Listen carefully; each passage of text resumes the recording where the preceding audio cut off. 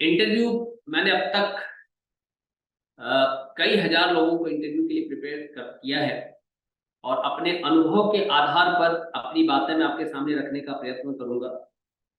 सबसे पहले तो जब भी हम इंटरव्यू में जाते हैं तो जिस भाषा में मैं सबसे ज्यादा कंफर्टेबल हूं, सबसे ज्यादा कंफर्टेबल उसी भाषा में हमको बोलने का प्रयत्न करना चाहिए। देखिए, मैं गुजराती भी बोल सकता हूं, मैं अंग्रेजी भी बोल सकता हूं, लेकिन मैं सबसे ज्यादा कॉन्फिडेंट हिंदी में हूं। तो मैं आपसे बातें हिंदी में करूंगा ताकि उस बात को मैं आप तक पहुंचा सकूं जो बात मुझे आप तक पहुंचानी है। आई होप यहां तक आपको मेरी बात क्लियर हुई। भाषा एक बहुत महत्वपूर्ण चीज है। कई बार हम कोशिश ये करते हैं कि किसी को इम्प्रेस करने के चक्कर में हम छोटी मोटी गलतियां कर बैठते हैं। जो हमारा कंफर्ट है वही समय की आवश्यकता है। किसी को इस पे कोई क्वेश्चन पूछना है तो आप चाहें तो यहाँ पे टेक्स्ट मैसेज में क्वेश्चन लिख सकते हैं या अपनी माइक ऑन करके आप क्वेश्चन पूछ भी सकते हैं। तो इस पे किसी को कुछ बात हेलो करनी होती सर, है जी। Sorry to interrupt. सर, जैसे कि कई बार कैसा होता है ना कि हिंदी, इंग्लिश एंड गुजराती तीनों ही लैंग्वेज आती है, बट ऐसे फ्लुएंसी और जो एक फॉर्मल लैंग्वेज होता है ना, उसमें थोड़ी कमी होती है। तो वैसे केसेस में अगर वहाँ हम इंटरव्यू पैनल के सामने बैठे हैं तो हम हिंदी और इंग्लिश कंबाइंड यूज कर सकते हैं क्या? देखिए, आपको भाषा शास्त्री बनाने के लिए तो कोई बुला नहीं रहा है। जी।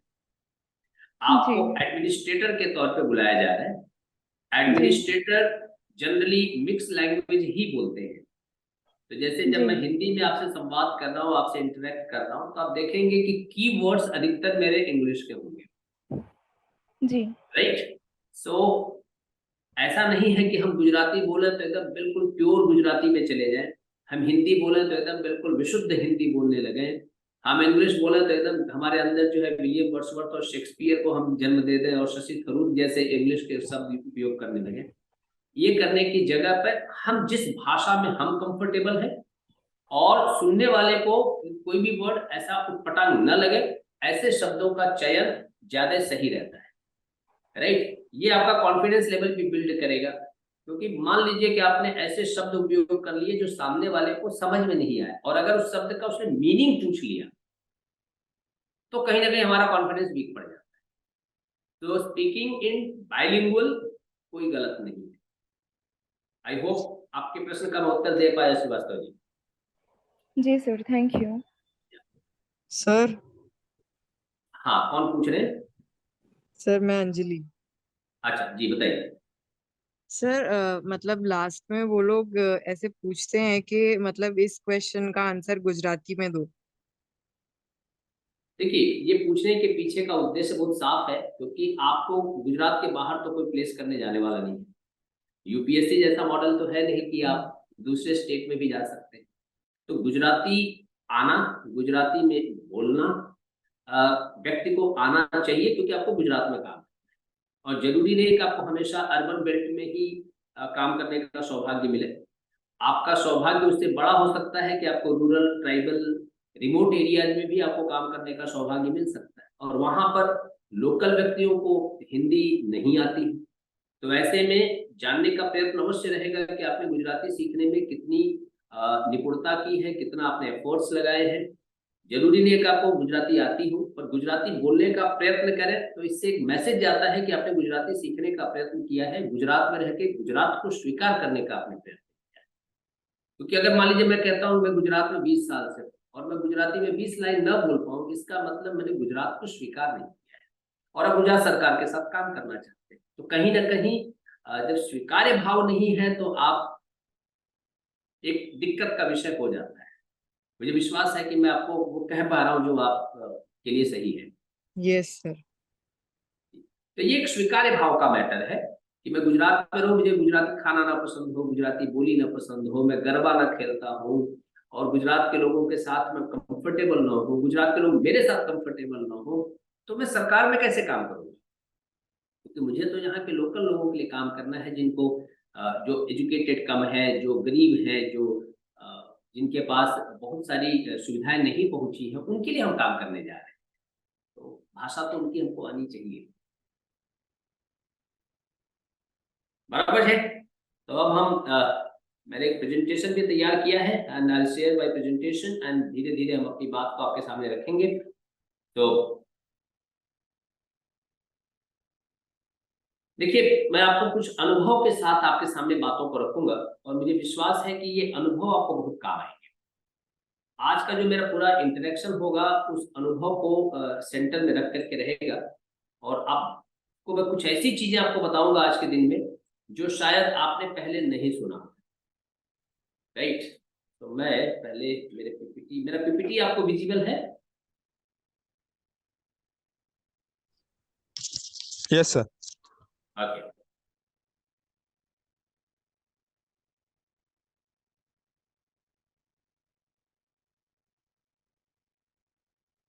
तो ये आपके सामने जो पहली तस्वीर आपको दिख रही होगी, आप सबको दिखाई दे रहा है? मुझे कोई इंटरप्रेट करके बताएगा कि ये एग्जैक्टली मैं क्या कम्युनिकेट करना चाहता हूँ उस फोटोग्राफ के माध्यम से। देखिए, ऑनलाइन सेशन है, यदि आप बोलेंगे तो बात ज्यादा कम्युनिकेट होगी, otherwise one line one sided अलग मोनोलॉग अलग जैसा हो जाएगा, मैं अकेले बोलता रहूंगा जी। सर अलग अलग सिटिंग पोस्चर ये बताता है कि उस व्यक्ति के दिमाग में अभी क्या चल रहा है, उसकी पर्सनालिटी के बारे में भी बताता है कि ओके, सेकंड है तो वो तनाव में है, और मतलब सिर पर हाथ है तो डिसइंटरेस्टेड भी हो सकता है। बहुत बढ़िया, बहुत बढ़िया, बहुत बढ़िया। और कोई मुझे बताएगा क्या है? सर, थैंक और you ma'am, thank you so last में मच। जो है वो ज्यादा चीरा दिख रहा है। मैम मैं समझ गया आपकी बात, थैंक यू। तो मैडम का कहना ये है कि यहाँ से लोगों की बॉडी लैंग्वेज से बहुत सारी चीजें रीड करी जा सकती है। और कोई मुझे कुछ बताएगा? तब अगर गुजराती में बोलो तो गुजराती में बोल जो, गुजराती में कोई वांधो नहीं या। Sir, this picture is trying to interact about the body language of a candidate, which communicates in a larger way than words. Thank you Niharika ji. और कोई? हमारे एक आध लोग को गुजराती में बोल से तो बता रहे गम से। यस, मैं आपको एक अनुभव शेयर करता हूं। कुछ वर्षों पहले एक इंटरव्यू में हमारे कुछ विद्यार्थी गए। इंटरव्यू की टाइमिंग सुबह में 10 या 11 बजे के आसपास का रहा होगा। 4 बजे के आसपास मुझे फोन आया जहां पे इंटरव्यू था वहां से कि आपका एक स्टूडेंट वहां जो वेटिंग लॉन्ज है वहां बैठ करके ऑर्गेनाइजेशन के बारे में भला बुरा बोल रहा था और उन्होंने मुझे उसका ऑडियो वीडियो क्लिप भी भेजा। ये इसको हम बोलते हैं अंग्रेजी में एंटे चैम्बर। क्या बोलते हैं? ANTE, एंटे चैम्बर, मतलब चैम्बर के बाहर वेटिंग लॉन्ज, जहां पे हम वेट करते हैं, जहां हम बैठे होते हैं। तो जब हमारा इंटरव्यू कॉल आता है तो हमारा बाहर वेटिंग जोन होता है जहां हम बैठ के वेट करते हैं कि हमारा टर्न आएगा, हमको इनवाइट किया जाए। वहां कैमरे लगे होते हैं, बहुत बार ऑडियो भी लगा होता है। पहले के जमाने में वहां पर इंटरव्यू पैनल्स अपने लोग भी बिठाया करते थे क्योंकि तब टेक्नोलॉजी इतनी डेवलप नहीं थी। तो आप 5 लोग बैठे हैं तो उसमें एक आध व्यक्ति जो पैनल मेंबर्स है उन्हीं में से एक आदमी बैठा होता था और आप वहां पे क्या बातें कर रहे हैं, किस तरह की बॉडी लैंग्वेज आपकी है, किस तरह का आपका बिहेवियर है, आप किस तरह से अपने आप को वहां पे कैरी कर रहे हैं, इन सारी चीजों पर वॉच रहता है, नजर रहती है पैनलिस्ट की। आप में से किसी ने कभी इसके बारे में सुना था पहले? No sir. यस, कोई और जी है सर। जिसने कभी? जी जी सर। निहारिका जी, आपने सुना हुआ था, राइट? हाँ और सर। कोई है? मतलब आपका इंटरव्यू, आप इंटरव्यू चैम्बर में जाएंगे उसके बाद प्रारंभ होगा, ऐसा नहीं है। द मोमेंट आप प्रीमाइसिस में प्रवेश करते हैं, राइट, इंटरव्यू जिस भी बिल्डिंग में है उस बिल्डिंग की प्रीमाइसिस में द मोमेंट आप प्रवेश करते हैं उसी समय से आपके ऊपर नजर रखना प्रारंभ हो चुका होता है। कैसा लगा सुन के? कितने लोगों को अच्छा लगा? राइट। अब इसका मतलब ये नहीं कि हम बड़े कॉन्शियस हो जाए और एकदम बिल्कुल इतने अलर्ट हो जाए कि मतलब हमारा नॉर्मल बिहेवियर चेंज हो जाए। ऐसा भी ना हो कि मतलब मैं इतना प्रेशर में आ जाऊं कि नर्वस होकर के पसीने छूट रहे हैं, हेडेक चालू हो जाए, वॉमिट सेंसेशंस प्रारंभ हो जाए। कई बार क्या होता है, लोग बहुत लोड ले लेते हैं और ये लोड लेने के चक्कर में क्या होता है कि उनकी तबीयत खराब होने लगती है। तो अब प्रश्न ये है कि मैं आखिर बता क्यों रहा हूं। आज प्रमुख एकेडमी ये जो आपसे इंटरेक्शन आयोजित किया है, जो ये प्रोग्राम अरेंज किया गया है, इसका उद्देश्य ये है कि आप अभी से अपने आप को उस मोड में लेकर के चले जाएं जिस मोड में आपको इंटरव्यू फेस करना है, और एक फीलिंग अपने अंदर आप अभी से डेवलप करें ताकि इंटरव्यू वाले दिन आपका बिहेवियर इतना नॉर्मल हो जाए कि उस दिन भी आपको सहज सा लगे कि हाँ बस इट्स ओके, आज इंटरव्यू। जैसे कई बार हम क्या करते हैं कि हम इंटरव्यू वाले दिन अथवा कोई घर पे कोई प्रोग्राम है तो उसी दिन हम नया शू पहनते हैं, नया जूता पहनते हैं, और नया जूता उसी दिन शू वाइट कर देता है, मतलब जूते से पाँव में कहीं ना कहीं छिल जाता है। अब हमारी चलने की स्टाइल जो नॉर्मल है वो बिगड़ करके टेढ़ी हो जाती है। अगर उस जूते को मैंने पहले से ही प्रैक्टिस कर ली होती पहनने की, तो जिस दिन मेरा इंटरव्यू था, जिस दिन मैं किसी कार्यक्रम में उपस्थित हुआ, तो वो जूता मेरे लिए कंफर्टेबल होता और उस जूते के नाते मुझे यहां पर किसी भी तरह का प्रेशर नहीं होता। कितने मेरी बात से सहमत है कि मैं सही बोल रहा हूं? Yes sir. Right. So the concern very clear है कि जो अटायर, जो क्लोथ आप इंटरव्यू के दिन पहनने वाले हैं, उसको आप हो सके तो इंटरव्यू के पहले 3-4 बार पहन करके उस कपड़े के साथ अपने आप को अकस्टम्ड कर दें। अकस्टम्ड का मतलब होता है अपने शरीर को उससे फेमिलियर कर दें।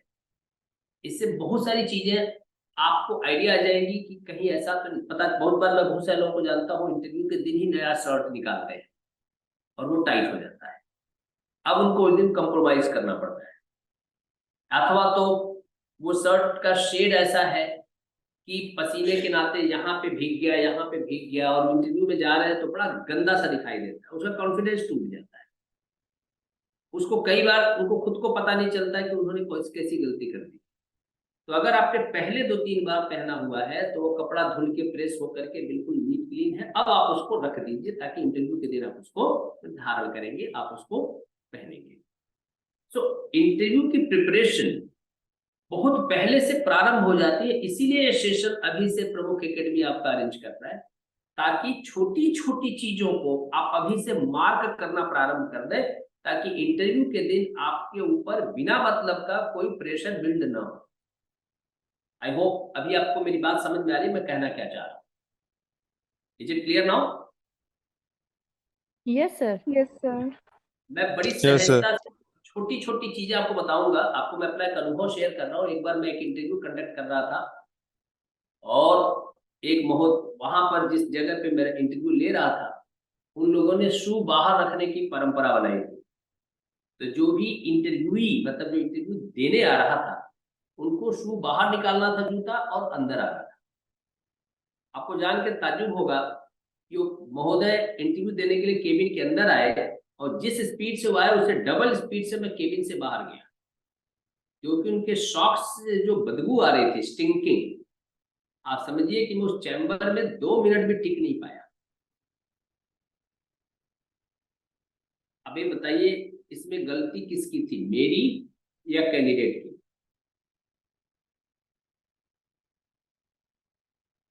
अब आपको समझ में आ रहा है मैं क्या कहना चाह रहा हूं? मतलब यदि आपको पता है कि मेरे सॉक्स स्टिंग करते हैं अथवा किसी भी रीजन से मेरी शरीर ऐसे मैसेजेस देती है जो सही नहीं है, तो आप एक एक्स्ट्रा पेयर सॉक्स लेकर के जाएं और इंटरव्यू के दिन जब आपका इंटरव्यू का नंबर आने वाला है, वॉशरूम में जाएं और धीरे से सॉक्स चेंज कर लें, नया सॉक्स पहन लें। पाउडर रखें, आप पाँव और सॉक्स के बीच में पाउडर डाल दें ताकि उसके नाते आपको किसी भी तरह का इनकन्वीनियंस क्रिएट ना हो। ये सारी चीजें अनस्पोकन है, टाइटल देखिएगा मेरा है अनस्पोकन। ये कोई बताता नहीं है जगत में, लेकिन पता सबको होना चाहिए। Female they are well aware, male को बहुत बार ये सब छोटी छोटी चीजें पता नहीं होती। जैसे कई लोगों को चाय पीने की आदत होती है, राइट। अब चाय आप पीते हैं, आपको स्वयं को पता नहीं है और आपका मुंह स्टिंग कर रहा है। कुछ नहीं करना है, आप बादाम एक दिन पहले भिगो दें, दूसरे दिन इंटरव्यू में जाने से पहले 10-15 बादाम छील करके और छोटे से डब्बे में रखें। चाय पीने के बाद एक बादाम मुंह में लेकर के उसको थोड़ी देर के मुंह में कूचिए और उसको रखें। पूरी चाय की जो स्टिंक है, चाय की जो गंध है, उसको बादाम रिमूव कर देगा, खत्म कर देगा, आपके मुंह से नेचुरल स्मेल है। कैसा लगा जान करके, राइट। अब ऐसी छोटी छोटी चीजें हमको अभी से उसकी तैयारी करनी है। अभी से क्या क्या हम तैयारी कर सकते हैं, जैसे इंटरव्यू में कई लोगों के साथ एक आदत होती है कि उनको स्वयं को पता नहीं होता है कि हैंड जेस्चर में कौन सा जेस्चर आता है। फॉर एग्जाम्पल, आपको मेरा पंजा दिखाई दे रहा है, हाथ का पंजा, is it visible to you? Yes sir. Yes sir. अब मैं हाथ के पंजे को ऐसे घुमाता हूं कि my dear friends, sir, ma'am, this is Pawan Dwivedi. मैं ऐसे जब हाथ उठाता हूं तो it's a positive gesture, right. पर इसी की जगह पे अगर मैं हाथ को ऐसे कर दूं सर, तो मीनिंग क्या हो जाएगी? चेंज हो जाएगी, यस और नो? आर्टिकल 377 की तरफ चला जाएगा। हाथ यही है, पंजा यही है, जब ये अंदर से होकर के बाहर जाता है तो it is a positive gesture. लेकिन यही अगर ऐसे हो जाता है तो it becomes socially unacceptable posture या जेस्चर। सही है गलत?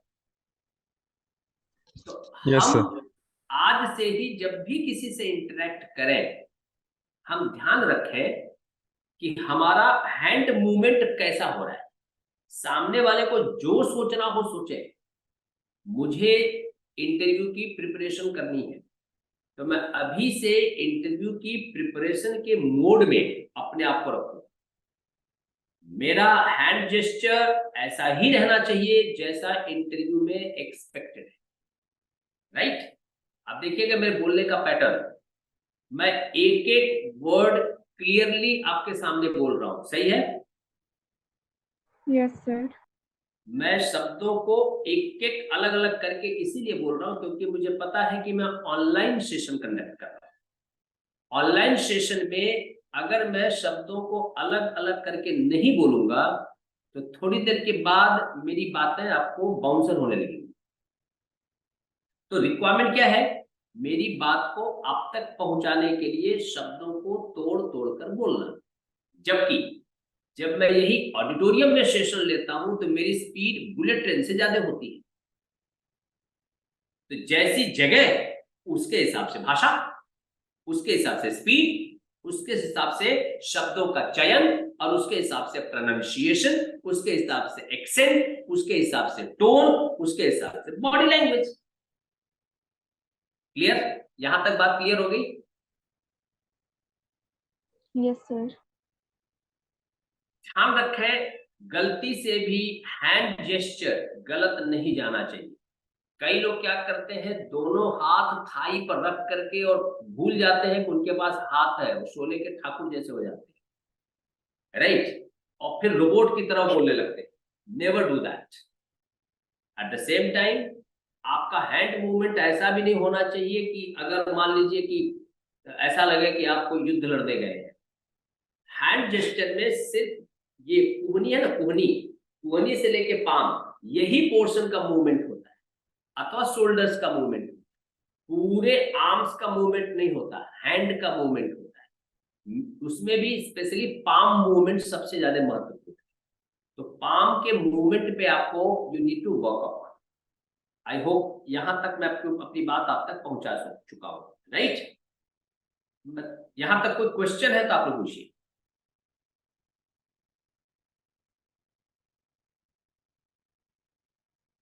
No, sir, all clear. All clear, ठीक है। अब कई बार मुझे याद है, मेरी एक सिस्टर जैसी लड़की थी, तो उसका एक बार इंटरव्यू में सिलेक्शन हुआ, लेकिन सिलेक्टेड लड़की फाइनली जब रिजल्ट आया तो रिजेक्टेड। मैंने इंटरव्यू पैनल से पूछा, मैंने कहा किस बेस पे रिजेक्ट हुई? तो आपको जान के ताज्जुब होगा निहारिका जी कि जब इंटरव्यू खत्म हुआ और बंदी जब इंटरव्यू चैम्बर से बाहर निकली तो उसको ध्यान नहीं था, दरवाजा उसने जोर से बंद किया। तो इंटरव्यू चैम्बर में एंटर होने के समय पर दरवाजा आप कैसे खोलते हैं और इंटरव्यू समाप्त होने के बाद दरवाजा कैसे बंद करते हैं, ये भी मायने रखता है, राइट? तो आप ये बताइए, इसकी प्रैक्टिस कब करेंगे हम? अभी से, घर पर, सही है गलत?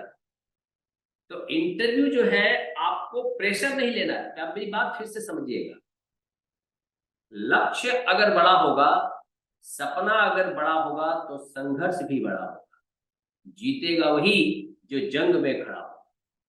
ये रोज सुबह जब आप उठते हैं तो अपने आप को तैयार करना है कि मेरे को इंटरव्यू देने जाना है, तो उसका मुझे क्या पूरी की पूरी एल्गोरिदम, अगर आप कंप्यूटर के स्टूडेंट हैं तो आप जानते होंगे, पूरी एल्गोरिदम मेरी क्लियर होनी चाहिए कि मैं गया, बिल्डिंग में प्रवेश किया, वहां से लेके जब मैं निकला और बिल्डिंग से बाहर आया, इस पूरी साइकिल को आपके विजुअलाइजेशन में आपको फिट करना होगा, विजुअलाइजेशन में आपको सेट करना होगा, राइट? अब मैं इसके अगले कदम पर आता हूं। आप प्रवेश करते हैं तो आप पूछेंगे मे आई कम इन सर, राइट? मे आई कम इन। अगर मान लीजिए कि वहां मेल और फीमेल दोनों बैठे हैं पैनल में, तो आप मे आई कम इन सर, मैम, मैम, सर, आपको जो सही लगता है। जनरली मैम पहले और सर बाद में बोले, इट्स मोर एक्सेप्टेबल। भारत हमेशा से नारी पूजने वाला राष्ट्र है, तो इसीलिए लक्ष्मी नारायण, राइट, पार्वती शिव हमेशा हम कहते हैं। तो मैम और sir, it's more comfortable, more convenient and more acceptable. तो आप इस तरह से आप परमिशन ले सकते हैं और आप प्रवेश कर सकते हैं। प्रवेश करने के बाद कई बार ऐसा होता है कि आपको बैठने के लिए नहीं बोला जाता है।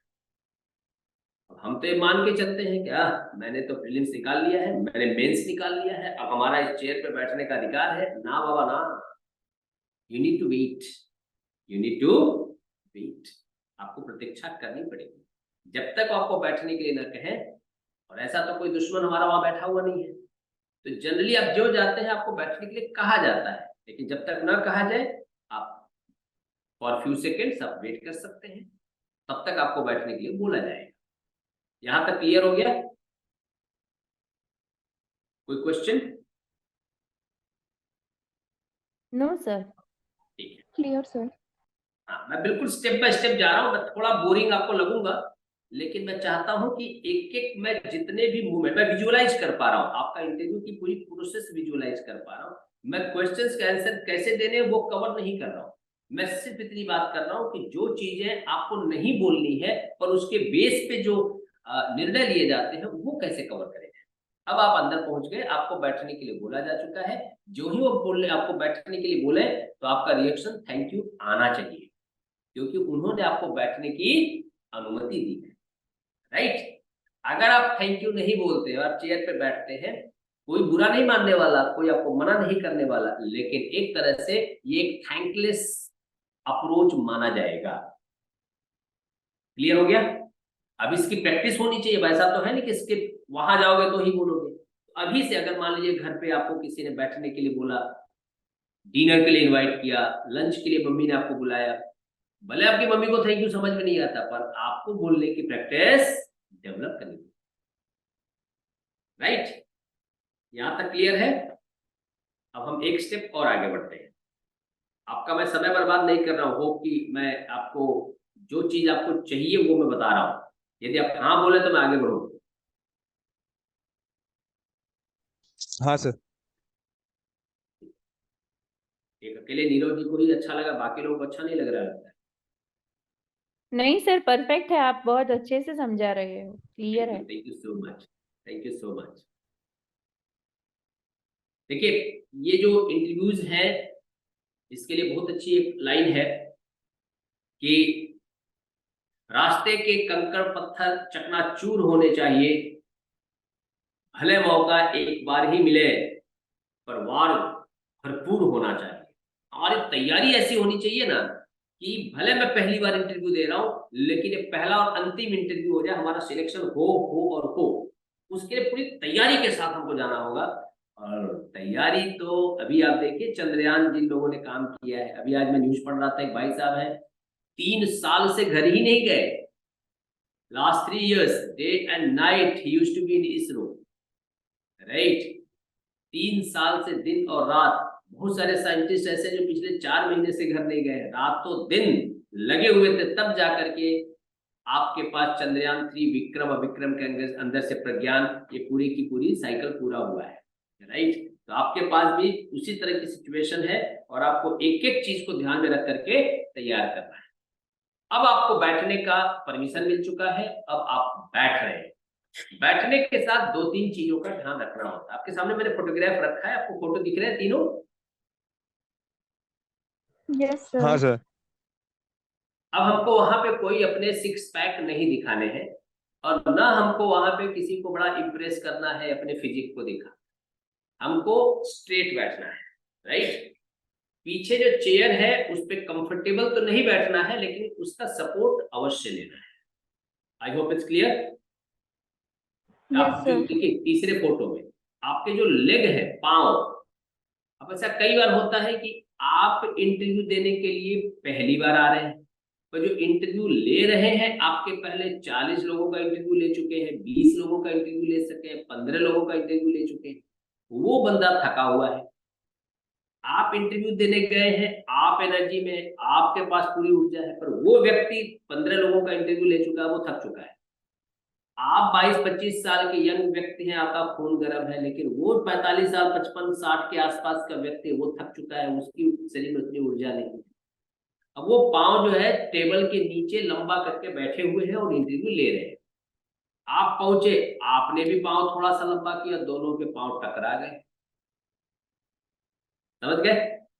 अब बिना मतलब का मान न मान मैं तेरा मेहमान, बिना रीजन के आपको जो है बड़ा बुरा लगेगा, awkward लगेगा। awkward इस बात का लगेगा कि आपका पांव टकरा गया, वो भी उस आदमी से जो मुझे नौकरी देने वाला था। मेरा कॉन्फिडेंस वही टूट गया। बात समझ आ रही है मैं क्या कहना चाह रहा हूं? हाँ सर। मेरे पांव मेरे चेयर के ऑर्बिट में रहना चाहिए। मेरे पांव मेरे चेयर के ऑर्बिट में ही रहना चाहिए। बिल्कुल आप मैक्सिमम 60 डिग्री तक आप बेंड करें। मैं ये नहीं बोलता हूं कि आप 90 डिग्री पे रखें, 60-65 डिग्री तक ले जाए, पर don't try to make it 75 degree. तो इसकी अभी से हमको प्रैक्टिस करनी होगी। घर पे कोई गेस्ट बैठा है, कहीं पे बैठा है, तो मैं कैसे चेयर पे बैठूं, कहाँ तक पाँव लेके जाऊं, ताकि मैं कंफर्टेबली आधे घंटे बैठ के इंटरव्यू देना हो तो आधे घंटे में उस पोज में बैठ करके इंटरव्यू दे सकूं, राइट। ये बहुत छोटी छोटी चीजें हैं और मैंने अनेकों कैंडिडेट्स को ये छोटी छोटी मिस्टेक्स करते देखी है। इसी नाते आपको मैं इन पॉइंट्स को बोल रहा हूं, जो पॉइंट्स आपको कोई यूट्यूब चैनल पे कोई आपको जल्दी बताएगा नहीं। सही है गलत? सही है। अब ये चीजें जो है ना बड़ी ट्रिकी है, बहुत ट्रिकी है, और हमने अनुभव किया हुआ है, उस अनुभव को आपको मैं शेयर कर। तो अब हम चेयर पर बैठ गए, मेरी बॉडी अब चेयर पे सेट हो चुकी है, मेरे दोनों हाथ या तो थाई पर है या तो दोनों पाम टेबल पे है, राइट। और जो कुहनी मेरी है वो आर्म चेयर के, उसके दोनों आर्म चेयर पे है, राइट। अब कंसर्न ये है कि अब मुझे क्वेश्चन फेस करने हैं। क्वेश्चन फेस करने से पहले एक चीज हमेशा याद रखिए, ग्रीटिंग बहुत महत्वपूर्ण होता है। आप चेयर पे कंफर्टेबल होते ही आप ग्रीट करें। जो भी व्यक्ति आपको इंटरव्यू के क्वेश्चंस फेस करने के लिए बताएगा, या तो शायद मेरा ही सेशन होगा, तो मैं बताऊंगा कि हाउ टू बिगिन, लेकिन ध्यान रखें ग्रीटिंग करना है। ग्रीटिंग में क्या क्या महत्वपूर्ण है, मैं उसका एक एक करके आपके सामने पॉइंट लेकर के आ रहा हूं। उसके पहले जैसा कि आपको मैं बता चुका हूं, आपको स्ट्रेट बैठना है।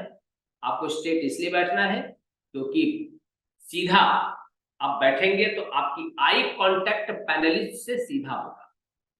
अगर पैनलिस्ट मान लीजिए कि थोड़े से झुके हुए हैं तो आपकी आंखें ऊपर हो जाएंगी, और आपकी आंखें अगर ऊपर हो जाएंगी तो बाय डिफॉल्ट आपके लिए एक एडेड एडवांटेज है। तो स्ट्रेट बैठने की प्रैक्टिस अभी से आपको शुरू करनी पड़ेगी, क्योंकि अभी आप मान लीजिए लेथार्जिक बैठते हैं, आलस के साथ बैठते हैं, कंफर्टेबली बिना मतलब कि झुक के धनुष बन करके बैठते हैं। अब इंटरव्यू के दिन आप सीधे बैठने गए तो आपकी पीठ की हड्डी आपके दिमाग को कंट्रोल करने लगेगी, तो क्वेश्चन कहीं चला गया, पीठ की हड्डी कहीं जा रही। क्लियर हो रहा मैं क्या कहना चाह रहा हूं? तो आपको सीधा रोज 1 घंटा 2 घंटा 1.5 घंटे, मैं ये नहीं बोलता हूँ आवाज के बाद आप बिल्कुल टट्टार आर्मी वालों की तरह चलना शुरू कर दें, पर रोज 1-1.5 घंटे स्ट्रेट बैठ करके कुछ पढ़िए, कुछ बात करिए, और क्या करिए वो भी अभी आपको बताता हूँ। तो रोज 1 घंटे 1.5 घंटे की आप प्रैक्टिस प्रारंभ करें, ताकि आप स्ट्रेट बैठ करके आप कम्युनिकेट कर पाए। राइट? देखिए बहुत सारे लोग थोड़े सुपरस्टिशियस भी होते हैं, जैसे हम लोगों ने सुना है कि बैठी गर्दन है। कितने लोगों ने सुना है बैठी गर्दन वाली बातें? सुना है किसी ने आपने से? Pardon, sir? बैठी गर्दन मतलब ऐसे जो कई लोगों की गर्दन ही गायब होती, पीछे से ऐसे बिल्कुल शोल्डर एंड हेड दोनों के बीच में गैप नहीं होता है। Yes, sir. They may have that posture while sitting, Yes. so over a period they develop that tendency. Yes, तो कई लोग इसको बड़ा नेगेटिव मानते हैं। राइट? अब पैनलिस्ट कोई आसमान से आए नहीं है, वो भी हमारे समाज के ही मेंबर हैं, उन्होंने भी बहुत सारी भ्रांतियां डेवलप करके रखी होती हैं। तो आप अगर स्ट्रेट नहीं बैठेंगे तो चाहे अनचाहे आपकी गर्दन दबी दबी सी दिखेगी, और चाहे अनचाहे उसको मिस इंटरप्रीट कर ले जाएंगे। तो सीधा बैठने की रोज की आधे 1 घंटे की प्रैक्टिस हमारी होनी चाहिए। आपने जब जीपीएससी की तैयारी की होगी तो आपको कोचिज ने बताया होगा कि आपको लिखने की खूब प्रैक्टिस होनी चाहिए, रोज 3 घंटे बैठ के पेपर सॉल्व करने की प्रैक्टिस होनी चाहिए, क्योंकि एग्जाम के दिन अगर आपकी प्रैक्टिस नहीं है तो आप उलझ जाएंगे। सही है? तो इसी तरह से इंटरव्यू के लिए भी आपकी रोज की 1.5 घंटे की 2 घंटे की बैठने की प्रैक्टिस आपको डेवलप करनी है। आई होप यहाँ तक क्लियर हो गया। सर मुझे एक क्वेश्चन था। पूछिए, मैं वेट कर रहा हूँ कब से। हाँ सर जैसे बैठे हैं तो यूजुअली ये कहा जाता है कि जो हैंड्स है वो थाइस पे होने चाहिए, बट अगर वैसे हम कंफर्टेबल नहीं है और अगर हैंड्स हमने क्रॉस किए हैं थाइस पे, या फिर एक हैंड दूसरे हैंड पे हमने रखा है, तो वो जेस्चर गलत रहेगा क्या? मैंने आपको पहले एक बार इस मैटर को कवर किया, आपने अगर सुना होगा तो ध्यान से, कि मैंने कहा कि आपका दोनों हाथ या तो थाई पे हो, या तो दोनों कूहनी आर्म चेयर के दोनों पोर्शन पे, दोनों पाम जो है टेबल पे हो। राइट? दोनों पाम टेबल पे, और आप जब बोलते हैं तो आप दोनों कूहनी आर्म चेयर पे लगा के और आप दोनों हाथ से मूवमेंट करके बोल सकते हैं। राइट? तो जरूरी नहीं कि आप हाथ को पांव के ऊपर रख करके बड़ा सावधान पोजीशन में बैठे रहे। राइट? जब आप बैठते हैं उस समय थोड़े आप इस तरह से आप डिसेंसी एंड पूरा डेकोरम को लेके रखें। द मोमेंट आपसे क्वेश्चन पूछना शुरू करते हैं तो उसके बाद आप हाथों को खुला छोड़िए। राइट? और दोनों हैंड का आप उपयोग करिए कम्युनिकेट करने के लिए। Right? Okay sir, okay sir, thank you. और किसी को कुछ पूछना है?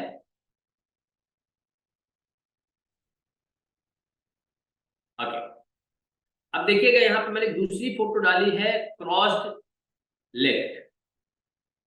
कई बार कई लोग जो है तुरंत इंटरव्यू में पहुंचते हैं, उनको लगता है बस अभी मैं कंफर्टेबल हो जाऊं उनके, मैं विजय दीनानाथ चौहान।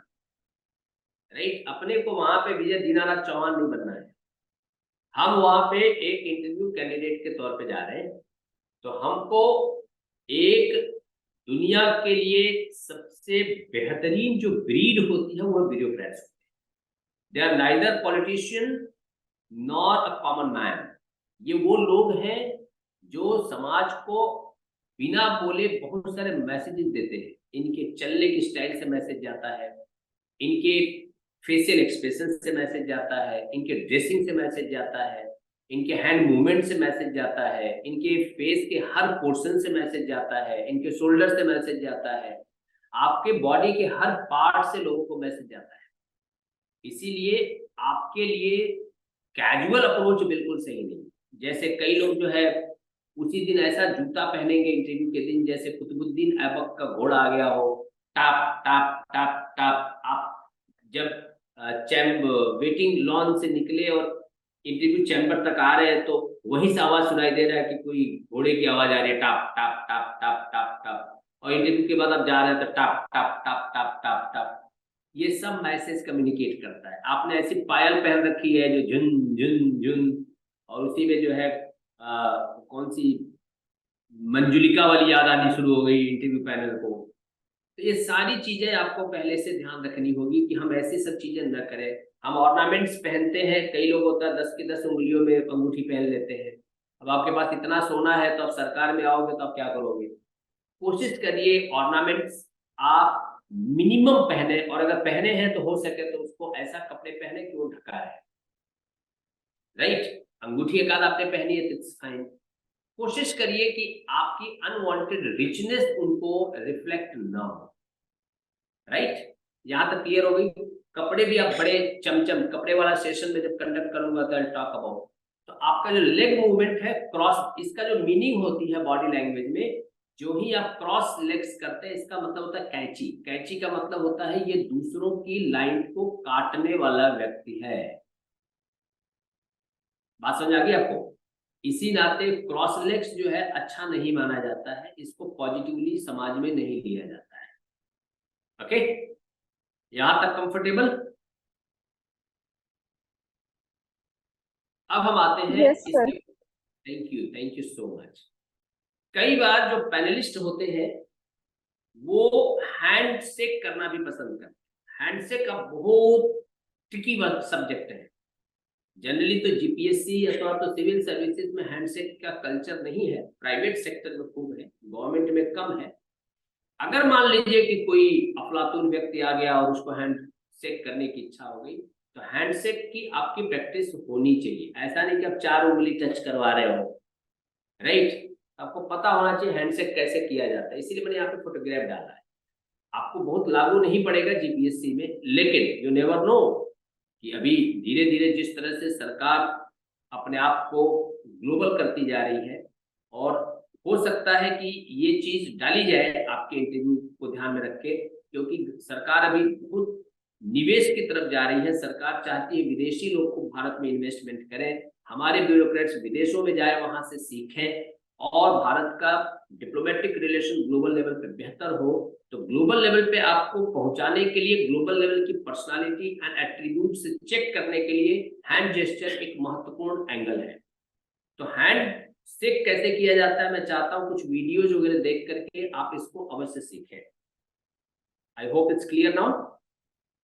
ये भी चीज जनरली बताई नहीं जाती है, अधिकतर जगहों पे आप पाएंगे हैंडशेक को लेकर के आपको कहीं पे डेटा नहीं मिलेगा, पर हैंडशेक अभी सरकार बड़ी तेजी से ग्लोबलाइजेशन की तरफ जा रही है, सरकार का पूरा पर्सपेक्टिव चेंज हो रहा है। तो ऐसे में हो सकता है कि इस एंगल को भी इसमें इंक्लूड किया जाए और आप ही से श्री गणेश ना हो जाए। आई hope it's clear now. Yes sir. तो इसको थोड़ा सा आप लोग चाहे तो कुछ वीडियोज वगैरह देख करके आप सीख सकते हैं। मैं इसको और ज्यादा डिटेल में नहीं दूंगा और मैं थोड़ा सा और आगे बढ़ूंगा।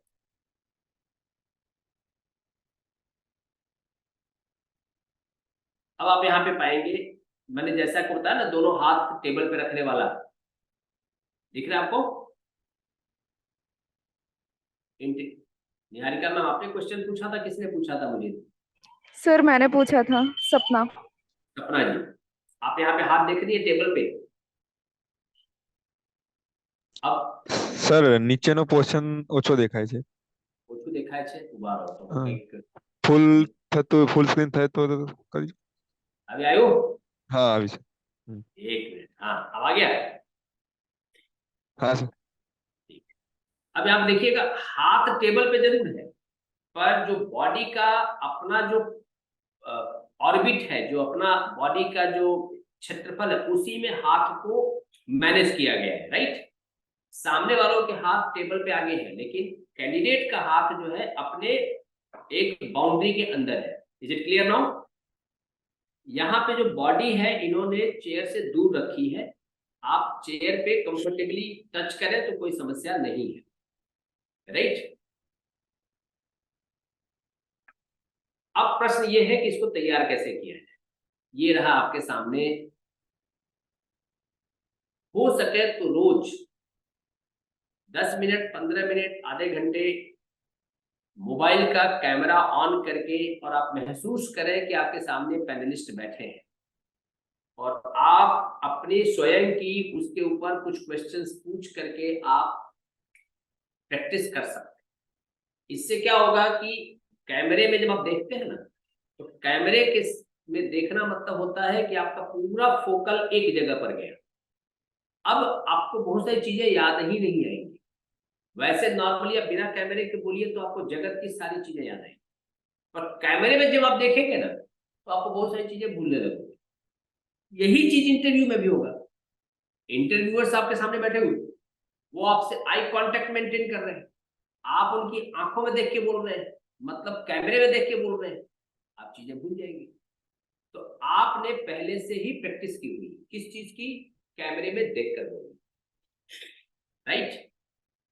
ये प्रैक्टिस आपको शुरू कर देनी है अभी से, और उसमें आप अपने हैंड जेस्चर को देखें। हो सके तो एक आध दो लोगों से उस पर फीडबैक लें। आप देखें कि कितना फ्रिक्वेंटली आप हैंड मूवमेंट कर रहे हैं। कई लोग जो है बोलते बोलते ऊपर देखने लगते हैं, कई लोग बोलते बोलते आंख बंद करके सोचने लगते हैं, कई लोग बोलते बोलते उनको ध्यान नहीं रहता कान खुजला रहे होते हैं, कई लोगों को ध्यान नहीं रहता बाल में खुजला रहे होते हैं, कईयों को ध्यान नहीं रहता कहीं और उनका जो है हैंड मूवमेंट जा रहा है। तो ये जब आप करेंगे तो आपको आइडिया आएगा कि कहीं ऐसी तो नहीं, ऐसा तो नहीं कि मेरे एक आध दो जेस्चर रिपीटेडली ऐसा इरिटेटिंग है, सामने वाले व्यक्ति को पसंद न आए। क्लियर हो गया? इसमें एक चीज और याद आ गई, क्योंकि ये फोटोग्राफ नेल पॉलिश यदि आप लगा के जाते हैं, अगर आप नाखून के शौकीन व्यक्ति हैं तो कोशिश करें कि इस दिन आप अपने नाखूनों पर चमचम वाला कलर लगाने की जगह पे कोई नॉर्मल ऐसा लगाएं जिससे नेल पॉलिश किसी को डिस्टर्ब ना करे, राइट।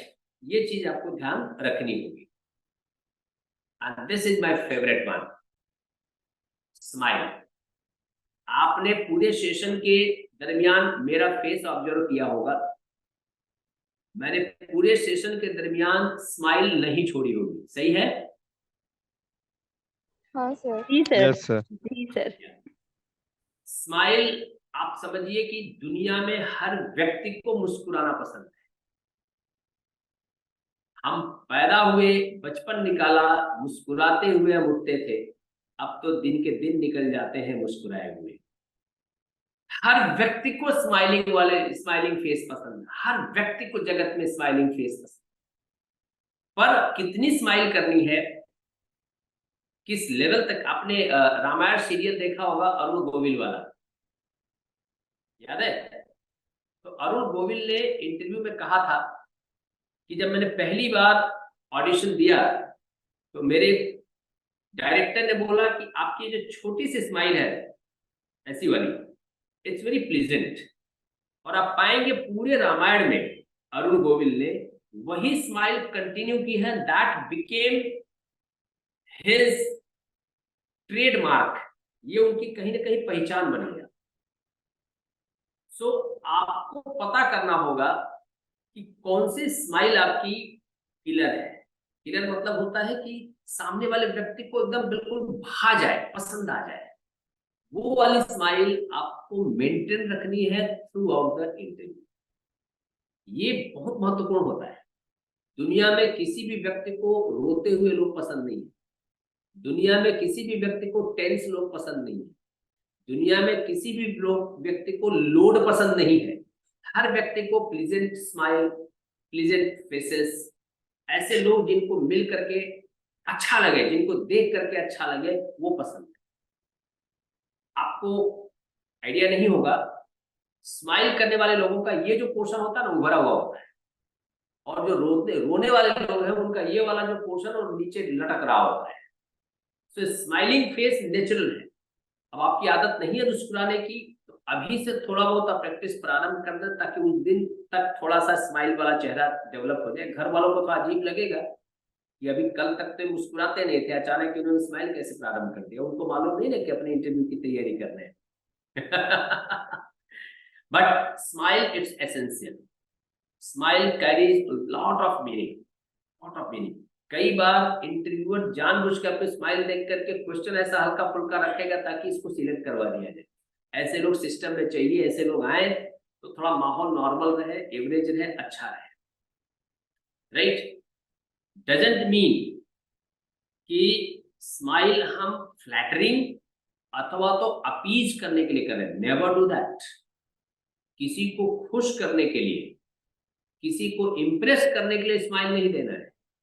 स्माइल अपने इमेज को, मेरी पर्सनालिटी को प्रेजेंटेबल करने के लिए करना। देखिए दोनों मीनिंग अलग है। मैं मुस्कुरा इसलिए नहीं रहा हूं ताकि आप इम्प्रेस हो जाए, मैं मुस्कुरा इसलिए रहा हूं ताकि मेरी पर्सनालिटी एक बेहतर रिफ्लेक्ट, राइट। आपको इम्प्रेस करने के लिए मैं बिल्कुल नहीं मुस्कुरा रहा। I hope it's clear now,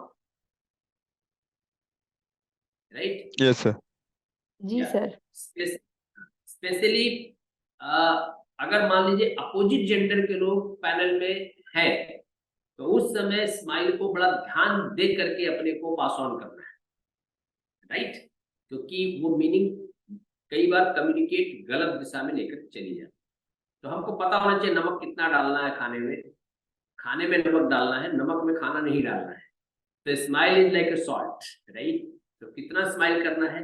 अब इसमें एक अगला प्रश्न आया, अगर आपको टोबैको खाने की आदत, पान मसाला खाने की आदत, स्मोकिंग की आदत, ऐसी कोई भी आदत है और उसके नाते आपके लिप्स या आपके टीथ कहीं ना कहीं अच्छे मैसेज नहीं देने वाले हैं, इसके लिए भी प्रिपरेशन करनी होगी। इसलिए कई लोग च्युइंगम रखते हैं अपने बैग पर्स में, तो जाने से पहले च्युइंगम वगैरह खा के रिफ्रेश कर लेते हैं। कई लोग लविंग रखते हैं, कई लोग मुखवास रखते हैं, अलग अलग चीजें पब्लिक करती है। सो आप अपने लिए देख लीजिए क्या सबसे ज्यादा कन्वीनियंट है। अपने पास पानी की बोतल हमेशा होनी चाहिए। इंटरव्यू में जाने से पहले आप 2 घूंट पानी पी करके जाए, क्योंकि वहां जाते ही आधे गले तो वैसे नेचुरली सूखने वाला है। अब आपने पानी पिया ही नहीं, आपने पानी ही कैरी नहीं किया। पानी कैरी किया तो आप पानी पीना भूल गए, आप पानी नहीं ले गए और वहां पे कूलर का पानी हो अतिशय ठंडा, आपने पी लिया, आपका गला ठंडा हो गया। अब आप शुरू हो गए, आपका खुद का कॉन्फिडेंस टूटता है। इससे अच्छा है आप अपना पानी स्वयं लेकर के जाए। हो सके तो थोड़ा सा ग्लूकोज मिला दें उसमें ताकि एनर्जी बनी रहे। अपने हेल्थ का ध्यान, अपने मुंह का जो स्मेल है वो, मेरी बॉडी, कई लोगों के शरीर थोड़ी परिश्रमी होती है तो बॉडी स्टिंकिंग होता है।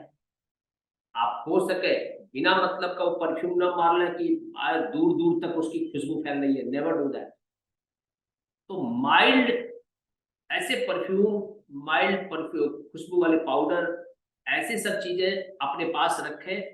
आपका टर्न आने से पहले बाथरूम में जाएं, वॉशरूम में, और थोड़ा सा आप ये सब चीजें अप्लाई कर लें ताकि आपकी बॉडी से एक प्लीजेंट स्मेल आए, लेकिन बड़ी स्ट्रॉन्ग वाली नहीं। ये सब अनस्पोकन है, इसको कोई आपको बोलने वाला नहीं है, राइट। अब हम आते हैं अंतिम विषय पर, आईब्रो। आईब्रो एक बहुत बड़ा कम्युनिकेटर है। Hello sir. और कई लोग आईब्रो का उपयोग करना हेलो। जानते हैं, कई लोग नहीं। हाँ जी, यस, कौन बोल रहे हैं? सर સ્ક્રીનમાં દેખાતી નથી આપણી જે मैंने निकाल दिया, સ્લાઇડ છે पीपीटी ને, बंद कर दी। બંધ કરી ઓકે તો વાંધો હા તો વાંધો नहीं नहीं नहीं। So eyebrow one of the major portion है। आईब्रो का उपयोग भी आपको सीखना होगा इंटरव्यू के समय में, और जब आप बोलते हैं तो आप आईब्रो का उपयोग करें। आप देखिएगा मेरे आईब्रोज को, मैं कंटिन्यूअसली आईब्रो का उपयोग करता हूं अपने कम्युनिकेशन में। मुझे बहुत सारे students they right in their feedback, stop playing with your eyebrows. Eyebrow एक बहुत बड़ा कम्युनिकेटर होता है। यदि आपको आता है उपयोग इसका सीखिए, और नहीं आता है तो थोड़ा बहुत आप डेवलप अवश्य करें। आईब्रो, आईलिड्स, राइट, ये सब चीजें कम्युनिकेट करती है, राइट। हेयर स्टाइल, ये सारी चीजें मैं अगले सेशन में कवर करूंगा, पर मुझे विश्वास है कि आज जितनी भी बातें मैंने आपसे कही हैं, ये बातें आप बिल्कुल ध्यान में रखेंगे। कड़ा, चूड़ी, ऐसी कोई चीज न पहने जिससे टेबल पे टकराने के बाद अचानक छन छन की आवाज आनी शुरू हो जाए। हो सके तो कोई सॉफ्टर चीज पहने, रिस्ट वॉच या ऐसी कोई भी चीज ऐसा ना पहने जिससे टेबल पे थोड़ा भी टकराए तो आवाज आए। मतलब अपने को छोटी छोटी चीजों को ध्यान में रख करके अपने को तैयारी करनी है। अपने साथ पेन रखें, पेंसिल रखें, ताकि अगर मान लीजिए उन्होंने कुछ ड्रॉ करने के लिए बोला, कुछ याद करने के लिए बोला, तो इमीडिएटली आप उसका एक छोटा सा पेपर आप रख सकते हैं। वैसे जल्दी अलाउ नहीं किया जाता है, पेन भी अलाउ नहीं किया जाता है, पर इन केस अगर आपको अलाउ कर देते हैं ले जाने के लिए तो कैरी इट विद यू। अगर अलाउ नहीं करते हैं तो आप अपने बैग में बाहर छोड़ करके आ सकते हैं। फाइन। अब मैं चाहता हूं कि आप लोग कुछ पूछें ताकि मैं बोल सकूं।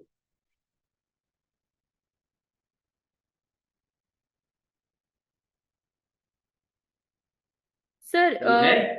हम में से कुछ जी। लोग ऐसे हैं जो फर्स्ट टाइम इंटरव्यू अपीयर कर रहे हैं, तो हमें जी। मालूम नहीं है सर कि वहां पे हमें बैग किस पॉइंट तक अलाउ करेंगे ले जाने के लिए, ताकि हम वो चीजें, वेट वाइप है या फिर कॉम्ब है देखिए, इसमें या फिर आपको नंबर मिल जाता है। जब आप इंटरव्यू देने जाते हैं तो आपके नंबर सब चेंज हो जाते हैं, आपको कोड नंबर मिल जाता है। कोड नंबर के साथ ही लगभग आपको सारी चीजें छोड़ करके ही जानी पड़ती है, सिर्फ कोड नंबर ही अलाउड होता है। जो इंटरव्यू ले रहे होते हैं उनके पास भी सिर्फ कोड नंबर ही होता है, उनको पता नहीं होता कि सामने बैठा हुआ व्यक्ति कौन है। परिचय में भी आपको अपना नाम सरनेम नहीं बोलना होता है, ये सब चीजें पहले से वो मना कर देते हैं। सो ये सब चीजें आपको वहाँ पे गाइड की जाएंगी। तो आपका बैग बाहर सेफ रहेगा, जहाँ पर वेटिंग लॉन्च में आप बैठे हैं सब वहाँ पे सेफ रहता है, इसलिए कोई टेंशन का विषय नहीं है, राइट।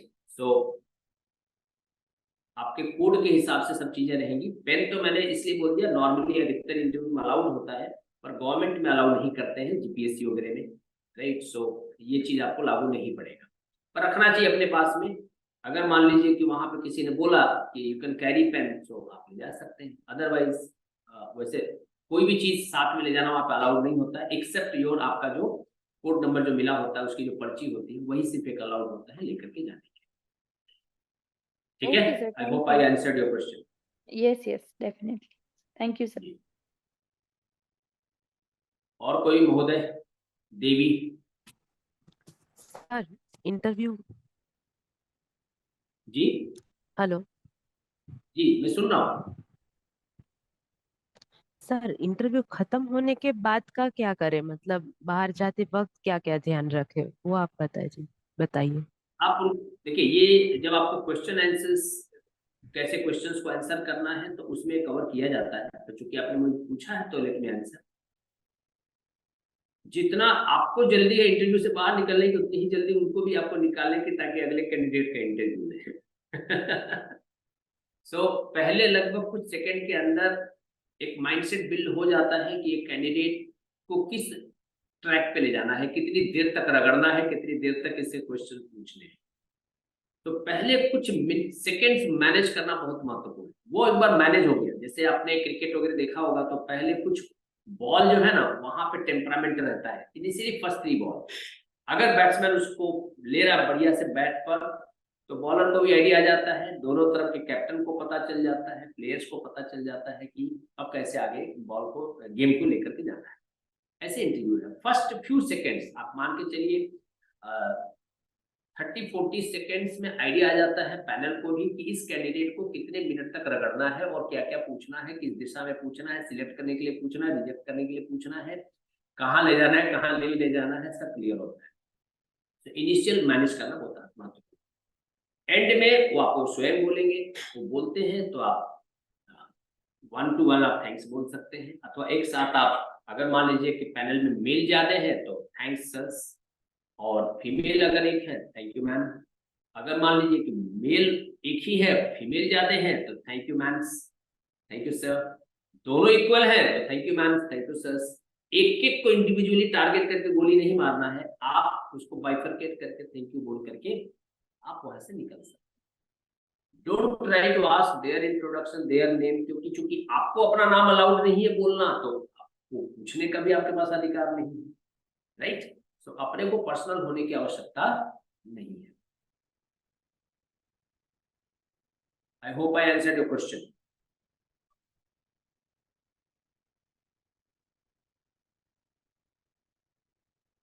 Thank you sir. और कोई है जो कुछ पूछना चाहता है? अभी असली क्वेश्चन में वेट कर रहा हूं, कोई तो पूछ ले। आप में से कितने लोग यहाँ पर ऐसे हैं जो आंखों में आंखें डाल के बात कर सकते हैं, वो भी उस व्यक्ति से जिसके हाथ में हमारी जिंदगी का सबसे महत्वपूर्ण मोमेंट है। मैं इसकी तैयारी करके आया हूँ, therefore I'm asking you। Urvi ji sir कैसे थोड़ा जवाब देंगे? डिफिकल्ट, थोड़ा जी डिफिकल्ट है वो चीज करना, बट मैनेजेबल होगा I think. Okay, thank you. Urvi ji कैसे देंगे आंसर? आंख में आंख डाल के बात कैसे किया जाए जब प्रैक्टिस ना हो तो? यस, कोई भी किसी के पास आंसर है तो बताइए। विहीना जी नमस्कार।